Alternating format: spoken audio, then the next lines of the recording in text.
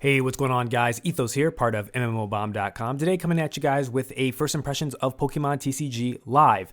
So, a little bit of background. I was asked to take a look at this game. It was recently in beta, and now it's fully out. The Pokemon TCG had a previous version of this game available online for a while now, I think for a couple of years. And this is the most recent, I guess, like 2.0, but it's not the same. It's a new program, but it's still like in the same vein, but they're two separate programs, so it's kind of weird. Just know that the new one's called Pokemon TCG Live, and I think the other one's called Pokemon Trading Card Game Online. It's very confusing. Anyways, I did play some of the original game, the Trading Card Game Online original game. I did play that maybe on and off for a couple months, a couple years ago. So it was kind of interesting going into this new one because I kind of knew what the original looked like. The original was kind of like a Flash type game, really was a little bit dated, 2D animation and art. And this new one basically steps up a lot of the presentation aspects of the TCG, trying to get it more in line with a lot of other competitors and their online applications like Yu-Gi-Oh!,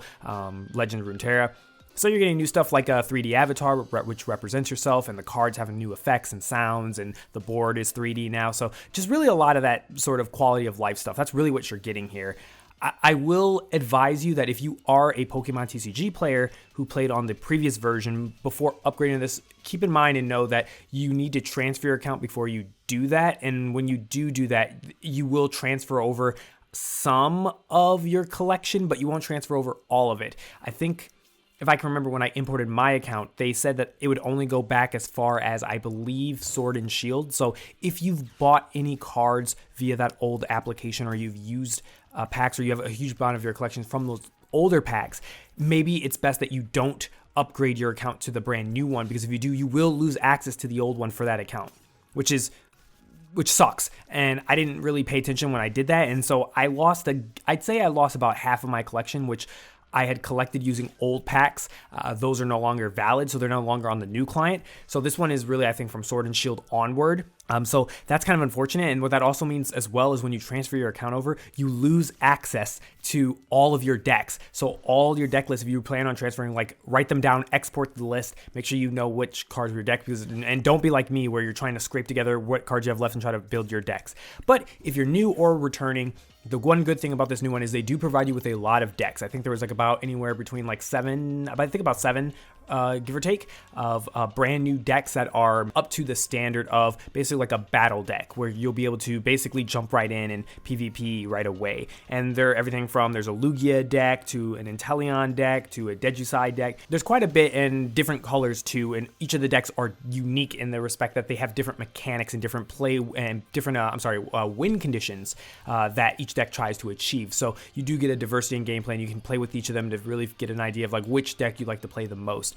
On top of that, one interesting thing about this game is, maybe I'm wrong about this, so I won't say I'm 100% correct, but from what I have discovered playing this game for a couple of hours, I'd say I've put about 10 hours into the game, is that the new Pokemon doesn't have payable packs.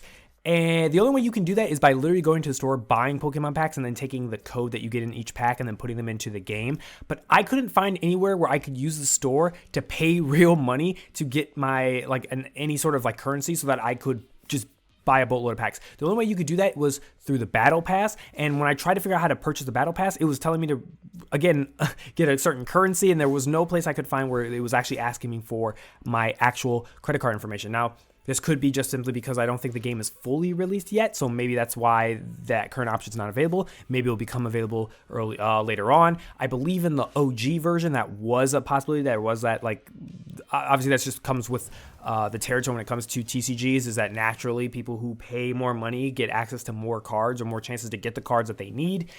This game has a battle pass, pretty much run in the mill. You have a free track, you have a paid track.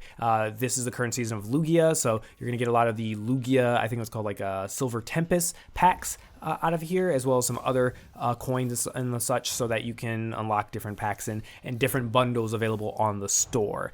As a free-to-play game, I mean, it's pretty solid. You're going to get some packs as you play. Nothing really felt overwhelming about the game.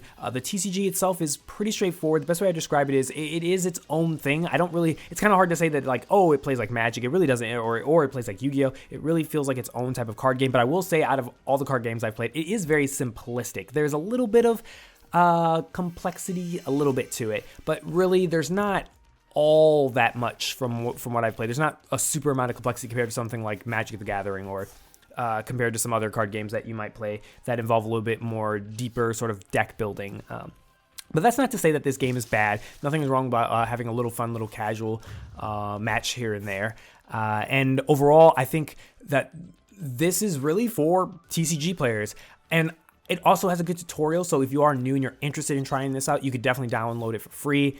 I believe it's available on phone, and also it's available for PC as well. On their official website, you can download the application. So if you're interested in learning how to play Pokemon TCG, you can do it through this application, and you can see if you like it. But I think the biggest amount of people who are going to be interested in this is really going to be existing players, are going to be TCG players already. However, I feel like that is going to be a little bit of a detriment to the game because it cuts off so many previous packs that potentially those like really hardcore TCG players might already have had in the previous version or already maybe have had access to may no longer have anymore. And so that might be kind of a letdown for some people. But overall, what I will say is if you are looking for a card game to play randomly and you are looking for something that seems fun, there is a competitive ranked experience. There's a casual experience. My experience has been so far is that playing casual is that it's been pretty balanced for the most part. But when I play ranked, it's a little less, it's a little bit more scary. You know, people are actually using more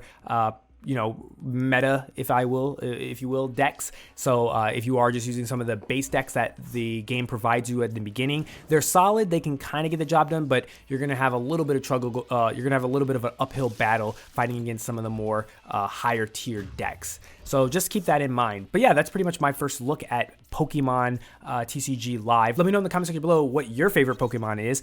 Mine is Umbreon. I'd love to know yours. And yeah, hope you guys enjoyed this first look, and I'll catch you guys later. Peace out, everyone.